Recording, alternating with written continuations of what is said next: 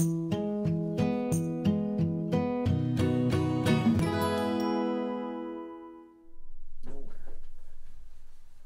find this.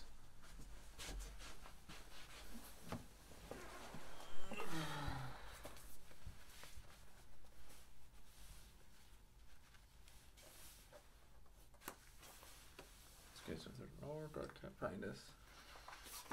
And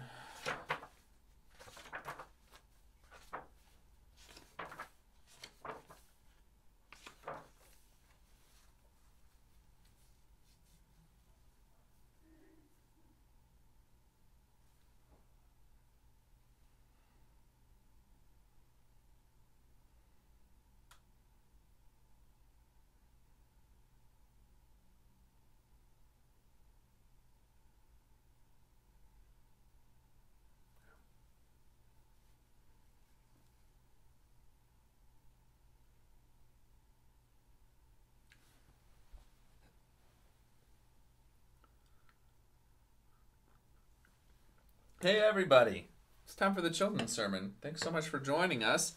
Today we read about Jonah and the whale. This is of course from the Usborne book of Bible stories. And this is a famous story that everybody seems to love. Gotta hear all about Jonah and the whale. One brief little piece of information before we begin.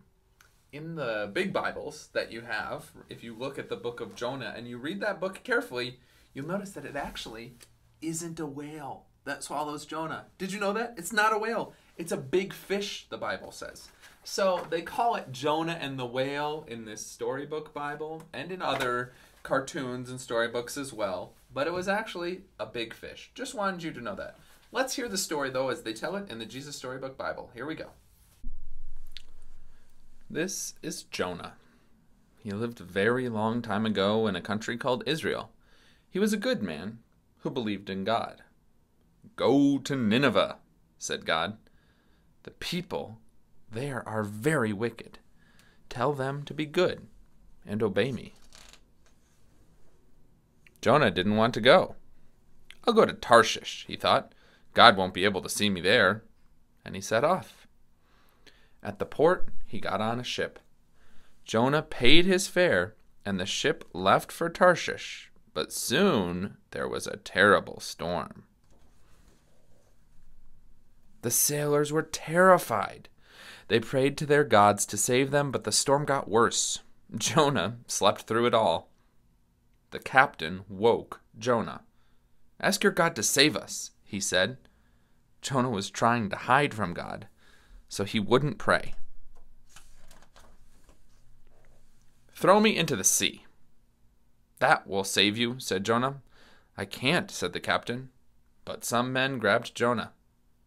They threw Jonah overboard.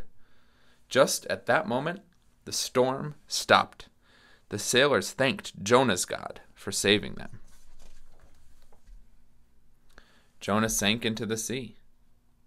I am going to drown, thought Jonah. Suddenly, a huge whale swam up and swallowed Jonah whole. God has saved me. I'm still alive, thought Jonah. It's very dark and wet inside this whale.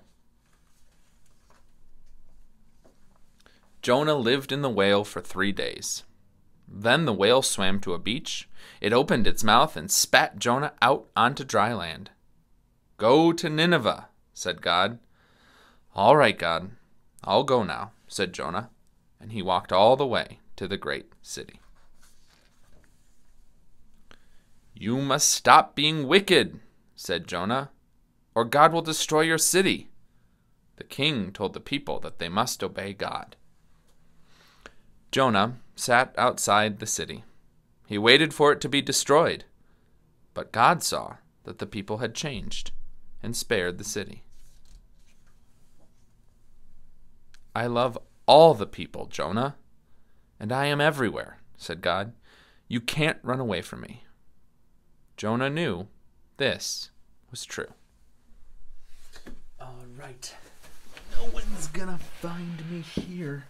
No way. I always sit in the chair. They'll never find me when I'm underneath the chair. Nathaniel, I see you. Oh, shoot. Okay. Well, let's try another spot. All right. Well, you can always go underneath my desk down here. No one's gonna see me here. Nathaniel, why are you under your What? desk? How in the world? All right. All right, I know what to do. Oh, hey, it's my Mr. Rogers sweater. Haven't seen that in a while. Okay, here we go. No one's gonna find me now. Nathaniel, that is a clear door. But besides the fact, I can always see you. Gosh, you're good. Okay. So welcome back, everyone. I hope you enjoyed that story of Jonah and the big fish, Jonah and the whale. And you enjoyed that little skit of me playing some hide and seek. Yes, it looked kind of funny in a shirt and tie, someone playing hide and seek. Not usually the clothes you wear for hide and seek, but it's what we're working with today. And it's this powerful idea that we heard in the story of Jonah that we need to realize is that God can always find us. You're never going to put yourself in a situation where you can't be found by God, where God isn't going to be with you and leading you out of it. As it said in the story, I'm everywhere. That's what God says to Jonah. Jonah, I'm everywhere. You can't hide from me. And that's really good news, because sometimes we might feel like no one sees us in the world, like no one understands us, like we're lost and alone, but we're not. God is with us. So this week, as we put our faith into practice, which is what we always want to do, I want you to play hide and seek. Yeah, let's have a little bit of fun. Get your parents or your brothers or sisters together, your cousins, whoever, play some hide and seek. But all the while be thinking about how God can always find you. No matter how well you think you've hidden yourself in this game of hide and seek, God's there with you too. And God will be there with you through whatever you face. I'm Pastor Nate. This has been our children's sermon for this week. Thanks for watching, everybody. We'll see you next week. Bye-bye.